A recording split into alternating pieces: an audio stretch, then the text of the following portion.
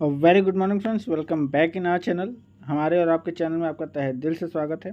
आज का हमारा जो टॉपिक है वो रहेगा सोशोलॉजी का यूनिट 2, ठीक है, बीए फोर्थ सेमेस्टर का, ठीक है। और जो टॉपिक है वो है सार्वजनिक जीवन में भ्रष्टाचार, ठीक है। देखते हैं क्या है।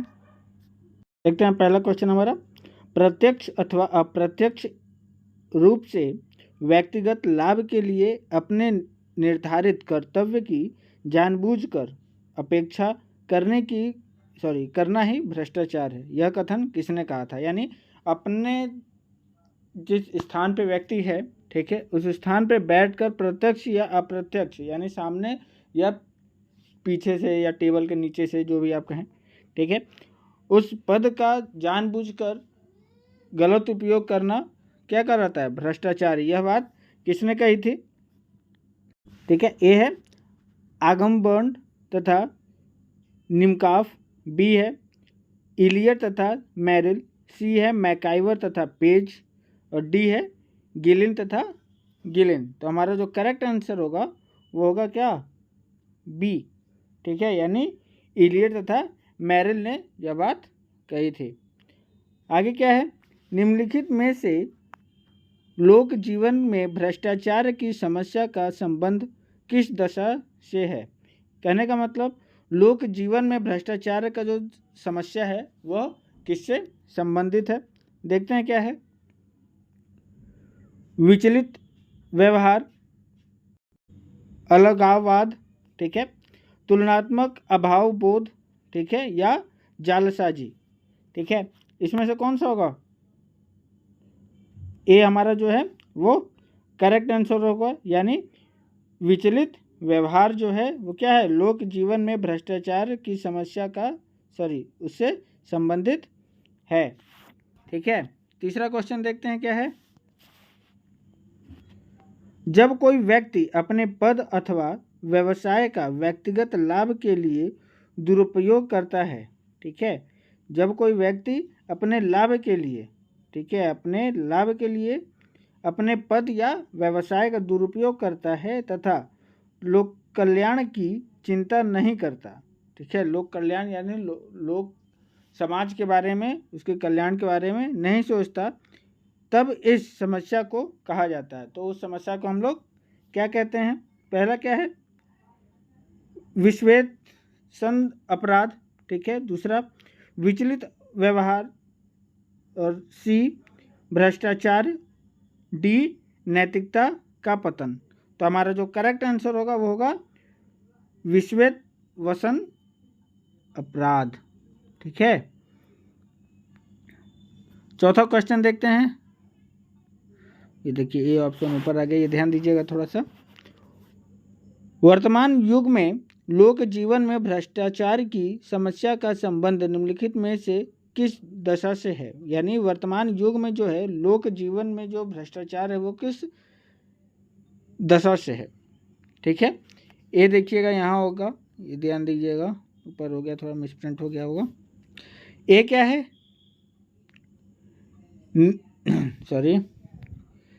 निर्धनता, बी क्या है? बेरोजगारी, सी क्या है? मादक द्रव्यों का श्वसन, ठीक है, और डी क्या है? चरित्र का संकट। तो हमारा जो करेक्ट आंसर होगा वो क्या होगा? चरित्र का संकट, ठीक है। यानी वर्तमान युग में जीवन में जो भ्रष्टाचार की समस्या का संबंध है, ठीक है, वो किससे है?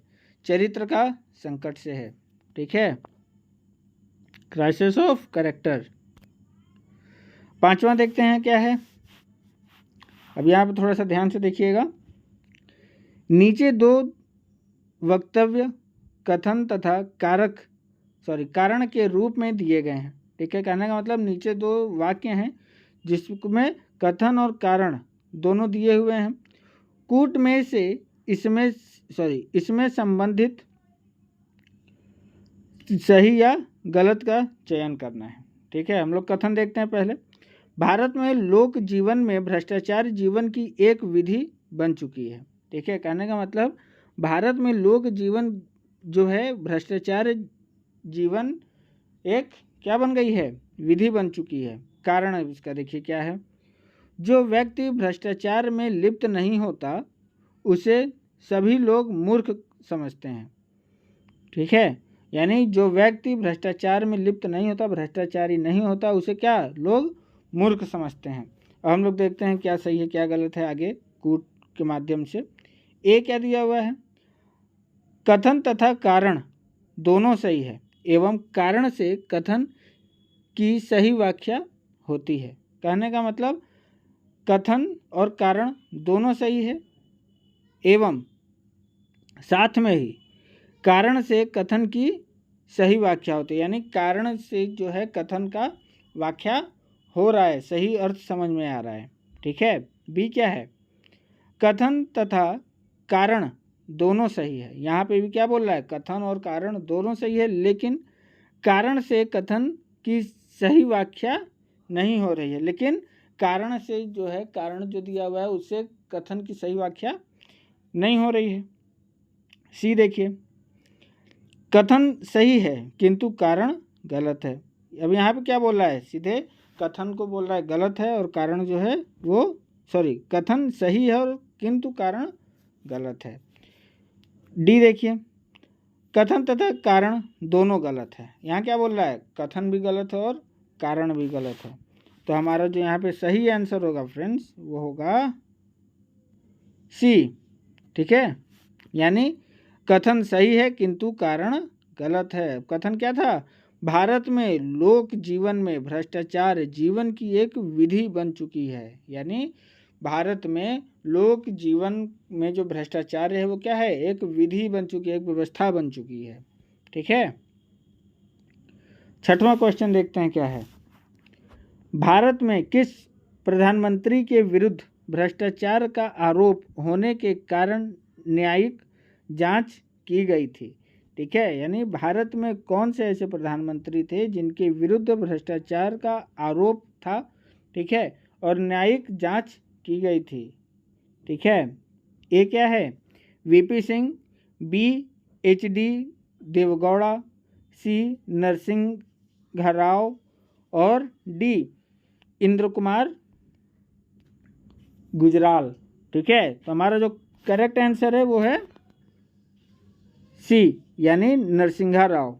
ठीक है, चलते हैं अपने सातवें क्वेश्चन की तरफ।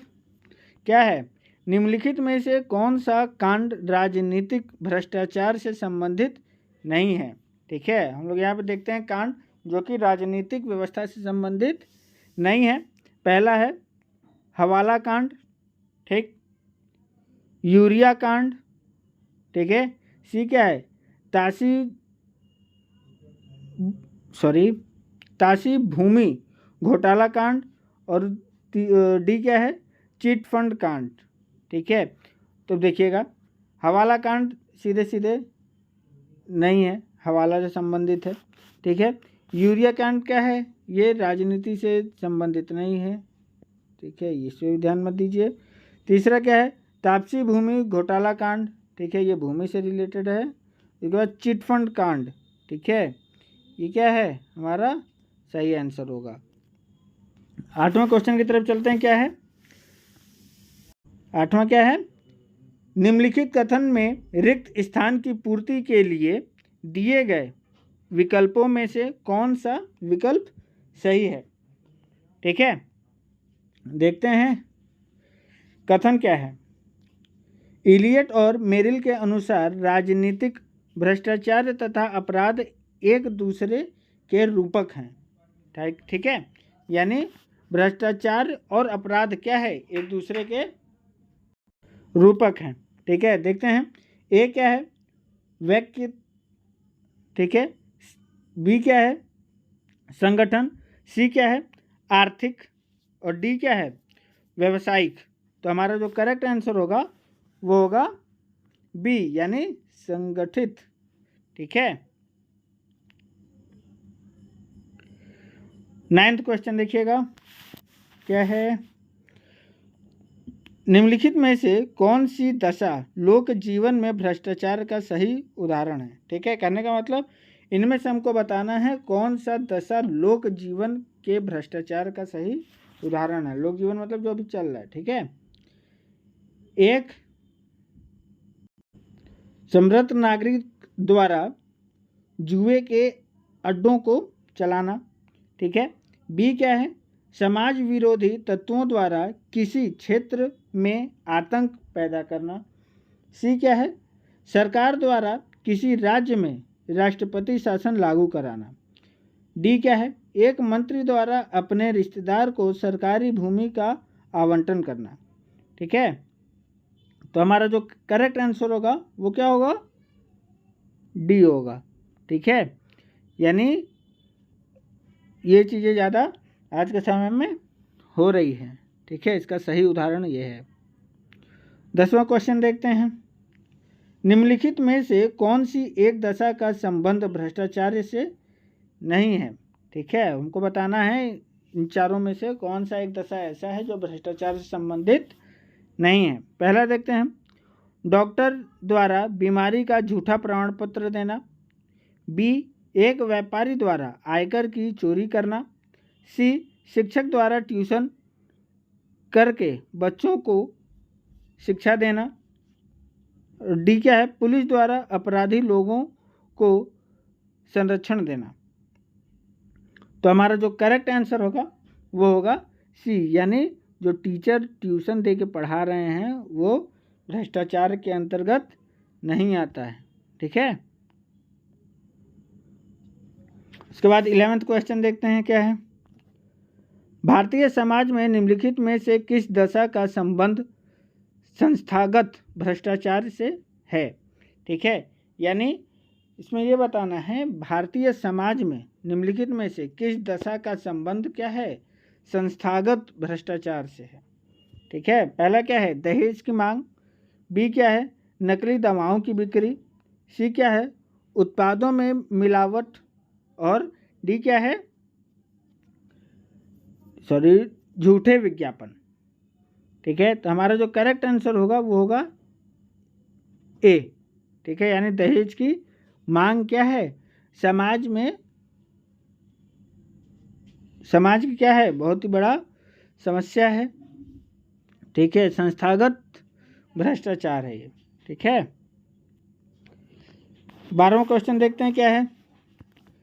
निम्नलिखित में से कौन सी एक दशा हमारे समाज में भ्रष्टाचार का कारण है, ठीक है। चारों में से बताना है एक दशा जो हमारे समाज में भ्रष्टाचार का कारण है।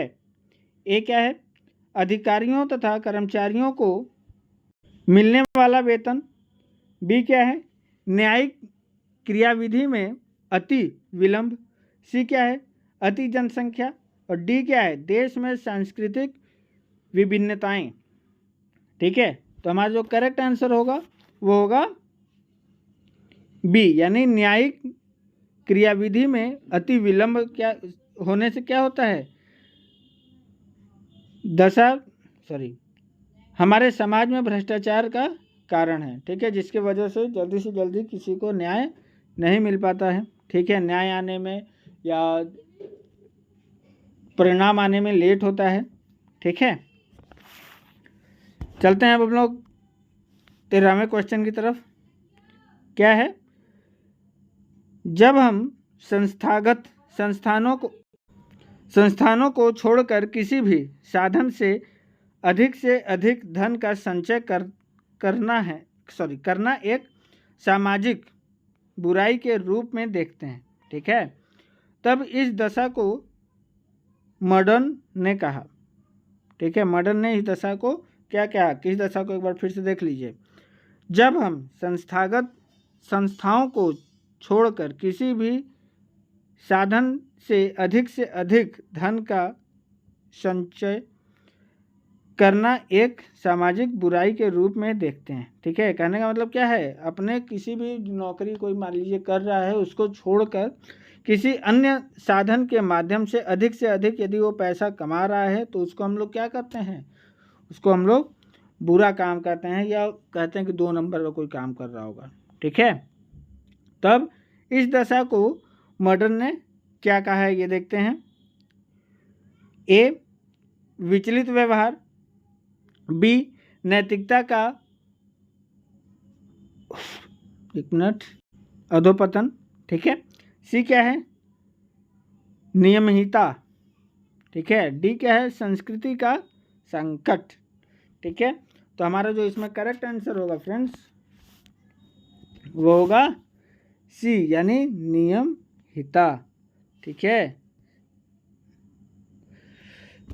14th क्वेश्चन क्या है हमारा, देखिए, किसी समाज में जब भ्रष्टाचार इतना बढ़ जाता है कि साधारण व्यक्ति यह समझने लगते हैं कि वे असहाय हैं तथा इस वाक्य में किसी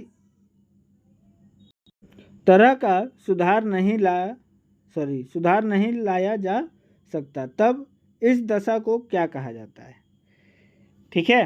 कहने का मतलब यह है, किसी समाज में जब भ्रष्टाचार बहुत ज़्यादा बढ़ जाता है और साधारण व्यक्ति को लगता है कि अब ये चीज़ सही नहीं हो सकता, हम असहाय होकर गए हैं, इसको कोई नहीं ठीक कर सकता है, तब इस दशा को क्या कहा जाता है, नियमहीनता, मानसिक दुर्बलता, ये ऊपर नीचे हो गया है, ठीक है, सामाजिक पृथकता और अलगाव। तो हमारा जो इसमें क्या देखिए सही आंसर होगा वो होगा अलगाव, ठीक है। यानी हमारा जो डी होना चाहिए था, यहाँ पे देखिए सी है, ठीक है। तो ये ध्यान दीजिएगा, अलगाव जो होगा वो सही आंसर होगा। चलते हैं हम लोग अपने 15वें क्वेश्चन की तरफ। एशियन ड्रामा पुस्तक के लेखक कौन है, ठीक है। एशियन ड्रामा पुस्तक के लेखक कौन है, एडविन सदरलैंड, बी है एलियट तथा मेरिल, सी है गुन्नार मिडल और डी है एमजे सेथोना, ठीक है। तो हमारा जो करेक्ट आंसर होगा फ्रेंड्स वो होगा सी, ठीक है। यानी मन्नार मिलर जो हैं वो एशियन ड्रामा पुस्तक के क्या हैं, लेखक, ठीक है। अब चलते हैं हम लोग अपने लास्ट क्वेश्चन की तरफ। आज के क्या है, बड़े अधिकारियों तथा राजनेताओं के विरुद्ध भ्रष्टाचार के मामलों की जांच के लिए भारत में कौन सा संस्थात्मक प्रयत्न किया गया है, ठीक है। पहला क्या है, विशेष न्याय व्यवस्था, बी क्या है, लोकपाल की नियुक्ति, राष्ट्रपति पैनल की नियुक्ति, केंद्रीय प्रवर्तन निदेशालय की स्थापना, ठीक है। तो हमारा जो करेक्ट आंसर होगा वो होगा बी यानी लोकपाल की नियुक्ति, ठीक है। एक बार समझ लेते हैं क्वेश्चन क्या है। बड़े अधिकारियों तथा राजनेताओं के विरुद्ध भ्रष्टाचार के जो मामले का जांच होता है, ठीक है, उसको करने के लिए किसको नियुक्त किया जाता है, जो संस्थात्मक होता है, ठीक है। यानी संस्थाओं के द्वारा आते हैं वो क्या कौन होते हैं, लोकपाल की नियुक्ति होती है उस चीज़ के लिए, ठीक है। अब देखिए 17वां क्वेश्चन क्या है हमारा, भारत में सूचना का अधिकार अधिनियम किस वर्ष पारित किया गया, ठीक है। यानी भारत में सूचना का अधिकार अधिनियम किस वर्ष पारित किया गया, ए है 2001, बी है 2005, सी है 2007 और डी है 2017। तो हमारा जो करेक्ट आंसर है वो है 2005, ठीक है। 2005 में क्या हुआ था, सूचना अधिकार अधिनियम इस वर्ष क्या हुआ था, पारित किया गया था, ठीक है। ठीक है, आगे चलते हैं 18वें क्वेश्चन पे।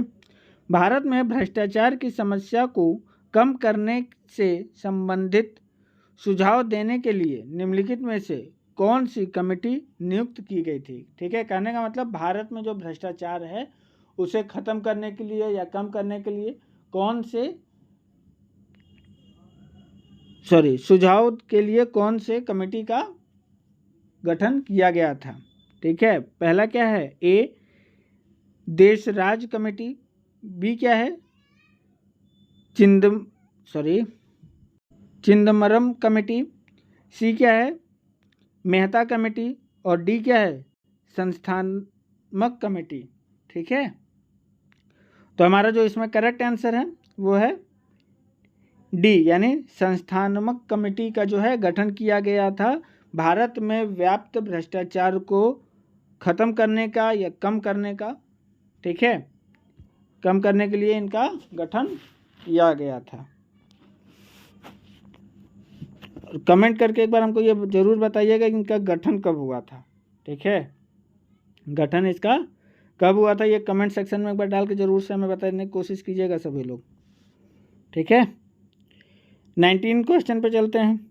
सन 2017 में भ्रष्टाचार के विरुद्ध होने वाला अब तक का सबसे व्यापक आंदोलन किसके नेतृत्व में हुआ था? यानी 2017 में जो भ्रष्टाचार विद्रोह का आंदोलन हुआ था वो किसके नेतृत्व में हुआ था? ठीक है, एकदम बहुत ही अच्छा क्वेश्चन है ये। ठीक है, ए क्या है, अन्ना हजारे, बी बाबा रामदेव, सी स्वामी सहजानंद, और डी अरविंद केजरीवाल। ठीक है, ये ध्यान दीजिएगा, बहुत ही इम्पोर्टेंट क्वेश्चन है ये। ठीक है, तो हमारा जो इसमें करेक्ट आंसर है दोस्तों वो है ए, यानी अन्ना हजारे जी जो थे वे 2013 के भ्रष्टाचार विद्रोह के क्या थे, नेतृत्व कर रहे थे। ठीक है, उसमें केजरीवाल जी भी शामिल थे। ठीक है, उस समय अरविंद केजरीवाल जी भी उसमें शामिल थे। 20वां क्वेश्चन क्या है हमारा, भ्रष्टाचार की बढ़ती हुई प्रवृत्ति की दशा होती है। ठीक है, यानी भ्रष्टाचार की जो बढ़ती हुई प्रवृत्ति होती है, आकार होता है, वो कैसा होता है, किस दशा का होता है? ठीक है, ठीक है, कैसा होता है, ऊर्ध्वगामी, अधोगामी, समानांतर, या इनमें से कोई नहीं। ठीक है, यानी ऊर्ध्व का मतलब होता है अपवर्ड। ठीक है, और ऊर्ध्वगामी का मतलब होता है डाउनवर्ड, और समांतर का होता है पैरेलल, यानी बराबर होता है, और इनमें से कोई नहीं का मतलब नन ऑफ दिस। तो हमारा जो करेक्ट आंसर होगा वो कैसा होगा, सॉरी कौन सा होगा, वो होगा अर्धोगामी। ठीक है, यानी बी हमारा जो होगा वो करेक्ट आंसर होगा। ठीक है, चलते हैं अपने नेक्स्ट क्वेश्चन की तरफ। क्या है, निम्नलिखित में से किसे साइबर अपराध कहा गया है? ठीक है, इसमें से किसे साइबर अपराध कहा गया है, देखते हैं क्या है।